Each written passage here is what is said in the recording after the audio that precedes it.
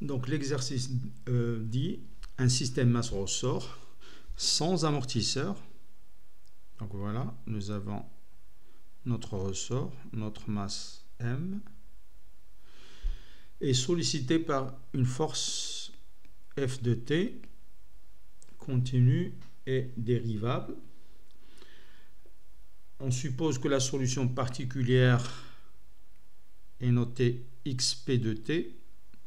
Donc c'est la solution particulière de l'équation du mouvement. Comme d'habitude, bien sûr, la solution particulière, elle est de même nature que la force F. Par exemple, si la force est harmonique à une certaine puissance oméga, la solution particulière va être aussi harmonique et de même pulsation oméga. S'il est périodique d'une certaine période, la solution particulière va être périodique de la même période, etc. On suppose que F est continu et dérivable, et bien sûr de même pour XP de T. On demande quelles sont les conditions initiales X0 et V0 qu'on devrait imposer sur notre système, donc au niveau de la masse. Quel est le déplacement initial et la vitesse initiale qu'on doit imposer pour que la solution transitoire n'apparaisse pas dans la solution totale. Donc, comme on le sait, la solution totale, c'est la solution qui correspond au régime transitoire, XTT et XPT. Donc, XPT, c'est la réponse due à la force, et donc c'est la solution particulière. La solution transitoire, elle provient de la résolution de l'équation du mouvement sans second mot, c'est-à-dire l'équation homogène. Donc mx de points plus kx. Et donc on sait tous que la solution dans ce cas-là, la solution qui correspond au régime ou qui donne lieu au régime transitoire, il s'écrit A sinus oméga nt plus B cosinus oméga nt. Et donc pour répondre à cette question, donc quels sont x0 et v0 tels que la solution xt qui est bien sûr A sinus oméga nt plus B cosinus oméga nt plus xpt. Donc ça c'est le régime transitoire et ça c'est le régime permanent. Donc quelles sont les conditions x0 et v0 imposées pour que en fait ce terme là qui correspond au régime transitoire, donc A sinus oméga n plus B cosinus n'apparaissent pas, ça veut dire A et B soient égales à 0.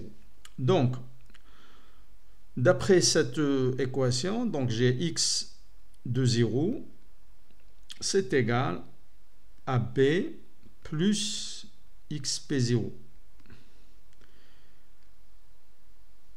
Avant cela, donc avant de passer à l'étape suivante, donc on va dire que la dérivée de x, qui est la vitesse, donc il suffit de dériver cette expression, ça donne A oméga n cosinus oméga nt moins B oméga n sinus oméga nt plus x' mt.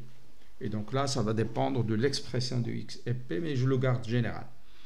Et donc, nous avons x de 0 qui est égal à v0, ça va être égal à a plus x.0.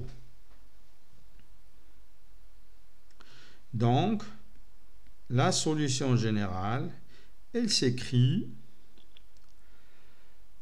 le a c'est v0, oméga n ici. Donc c'est v0 moins xp dérivé divisé par oméga n fois sinus oméga nt plus le b c'est moins xp0. Donc moins xp0, le b c'est plus x0 moins xp0. Voilà. Facteur de cosinus oméga nt plus xpt. Donc pour que le régime transitoire n'apparaisse pas, donc il faut que la vitesse initiale communiquée à la masse c'est égal à la dérivée de xp à l'instant t égale 0. Et la deuxième condition, c'est le déplacement initial, il doit correspondre à la solution particulière à l'instant t égale 0. Et donc voilà, dans ce cas-là, donc nous allons avoir x de t, c'est tout simplement la solution particulière.